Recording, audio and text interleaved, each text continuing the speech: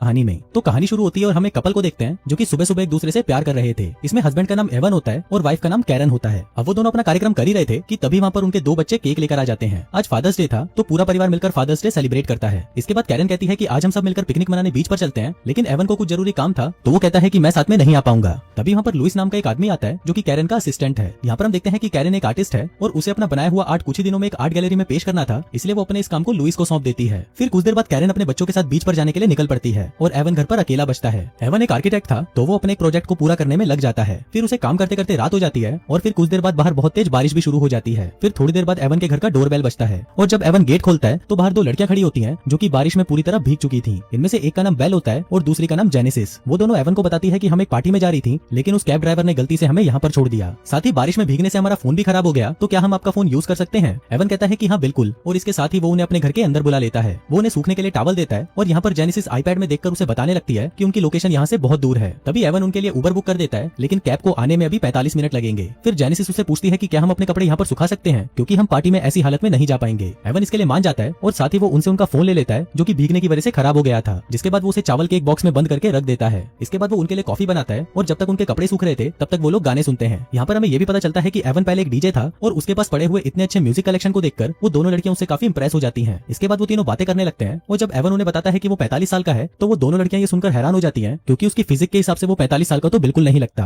अब वो दोनों एवन से कुछ ज्यादा ही चिपकने लगती हैं, तो एवन थोड़ा अनकंफर्टेबल फील करता है और वो उनसे दूर जाकर बैठ जाता है। इसके बाद वो कैब को फिर से चेक करता है तो अब कैब के आने में सिर्फ 20 मिनट ही बचे थे। इसके बाद एवन उन लोगों को अपनी वाइफ के बारे में बताता है और उन्हें उसका बनाया हुआ आर्ट भी दिखाता है जो कि उनको बहुत पसंद आता है। फिर एवन उन दोनों लड़कियों से उनके बारे में पूछता है तो ये दोनों बताती हैं कि ये एयर होस्टेस हैं और हर रात ये लोग ऐसे ही मौज मस्ती करते हैं। अब वो दोनों लड़कियां बार बार एवन के नजदीक आने की कोशिश कर रही थी, लेकिन एवन भी एक बहुत सख्त लौंडा था और वो उन्हें अपने से दूर करने लगता है। जिसके बाद ये दोनों लड़कियां फिर से नहाने चली जाती हैं। फिर थोड़ी देर बाद एवन देखता है कि इनकी कैब आ चुकी है, तो वो इनका सारा सामान लेकर बाथरूम की तरफ जाता है। वो उनको कहता है कि जल्दी से बाहर आओ, तुम्हारी कैब आ चुकी है। लेकिन वो लड़कियां उसे कहती हैं कि पहले तुम अंदर आओ, हम तुम्हें कुछ दिखाना चाहते हैं। अब एवन अंदर जाना तो नहीं चाहता था, लेकिन फिर भी उसे अंदर जाना पड़ता है। वो देखता है कि वो दोनों लड़कियां बिना कपड़ों के उसके सामने ही नहा रही हैं। जिसके बाद वो दोनों एवन को उनके साथ इंटीमेट होने को कहती हैं। अब पहले तो एवन मना कर देता है, लेकिन फिर थोड़ी देर बाद उसका भी मन करने लगता है। जिसके बाद वो तीनों पूरी रात एक साथ इंटीमेट होते हैं। वहीं बाहर कैब वाले को खड़े हुए काफी देर हो गई थी, इसलिए वो भी वहाँ से चला जाता है। फिर अगली सुबह जब एवन उठता है तो वो देखता है कि वो दोनों लड़कियां वहाँ से गायब हैं। अब उसे लगता है कि वो दोनों वहाँ से जा चुकी हैं, लेकिन जब वो अपने किचन में जाता है तो वो देखता है कि इन दोनों ने तो पूरे किचन को खराब कर रखा है। अब ये सब देखकर एवन को बहुत गुस्सा आता है, लेकिन तभी उसे उसकी वाइफ का फोन आ जाता है। फिर जब वो दोनों वीडियो कॉल पर बात कर रहे थे तो दूसरी तरफ वो दोनों लड़कियां एवन को चिढ़ाने लगती हैं। अभी देखकर एवन जल्दी से कॉल कट करता है और अंदर आ जाता है। फिर वो उन्हें गुस्से में कहता है कि तुम्हारे पास सिर्फ 3 मिनट है, जल्दी से अपने कपड़े पहनो और यहाँ से चलती बनो। लेकिन फिर कुछ देर बाद जब एवन उन दोनों को देखने आता है तो वो देखता है कि ये दोनों कैरन के बनाए हुए आर्ट को खराब कर रही हैं। अब इससे एवन और भी ज्यादा गुस्सा हो जाता है और वो गुस्से में उन्हें पुलिस को फोन करने की धमकी देता है। अभी सुनकर वो दोनों हंसने लगती हैं और कहती हैं कि जा बुला ले पुलिस को। अगर उन्हें पता चला कि तुमने एक अंडर एज लड़की के साथ ये सब किया है तो पुलिस वाले उल्टा तुम्हें ही पकड़ लेंगे। अभी सुनकर एवन घबरा जाता है और उनसे पूछता है कि अगर तुम अंडर एज हो तो तुम एयर होस्टेस कैसे हो सकती हो। इस पर वो दोनों हंसने लगती हैं और कहती हैं कि हम तो तुम्हें बेवकूफ बना रहे थे।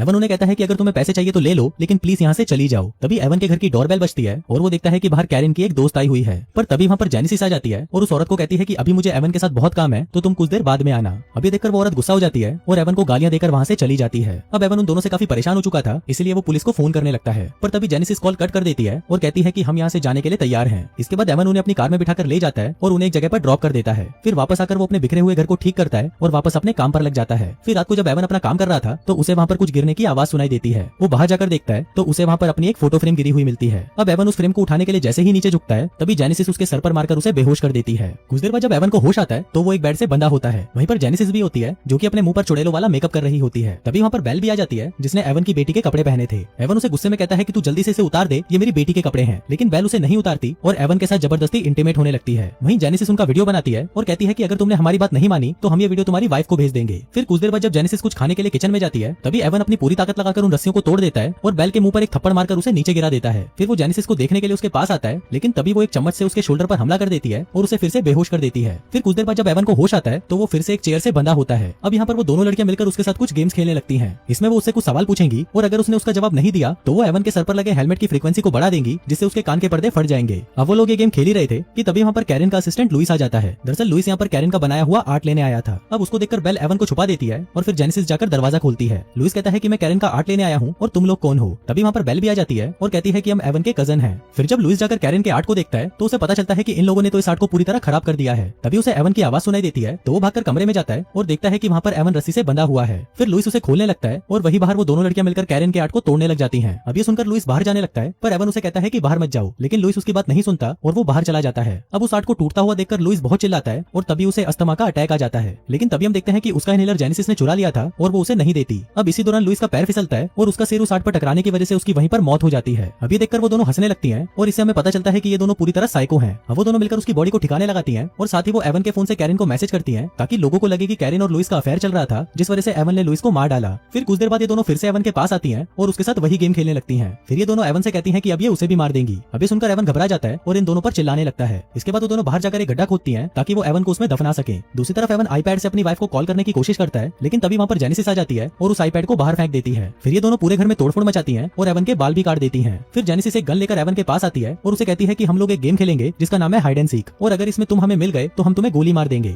अब गेम स्टार्ट होता है और एवन छुपने की कोशिश करने लगता है, लेकिन कुछ ही देर में ये दोनों उसे पकड़ लेती हैं। फिर वो यहाँ पर जोर जोर से चिल्लाकर हेल्प मांगता है, लेकिन उसकी मदद करने वहाँ पर कोई नहीं आता। फिर कुछ देर बाद सुबह हो जाती है और ये दोनों एवन को बांध देती हैं और उसे उस गड्ढे में दफनाने ले जाती हैं। फिर वो दोनों उसे दफना देती हैं, लेकिन वो उसके मुंह को बाहर ही रखती हैं। इसके बाद वो दोनों एवन को अपनी सच्चाई बताती हैं और कहती हैं कि हम तुम्हें मारेंगे नहीं और ना ही हम अंडर एज हैं, हमें तो बस लोगों के परिवार को बर्बाद करने में मजा आता है। इसके बाद वो दोनों एवन को एक वीडियो दिखाती हैं और ये वही वीडियो था जिसमें बेल एवन के साथ इंटीमेट हो रही थी। फिर ये दोनों इस वीडियो को एवन के फेसबुक पर पोस्ट कर देती हैं और उस पर लिखती हैं हैप्पी फादर्स डे। जिसके बाद ये दोनों वहाँ से किसी दूसरे शिकार को ढूंढने चली जाती हैं। वहीं एवन बहुत ही मुश्किल से अपना हाथ बाहर निकालकर उस वीडियो को डिलीट करने की कोशिश करता है, लेकिन उससे वो वीडियो लाइक हो जाता है। और दोस्तों इसी के साथ ही ये कहानी यहीं खत्म हो जाती है।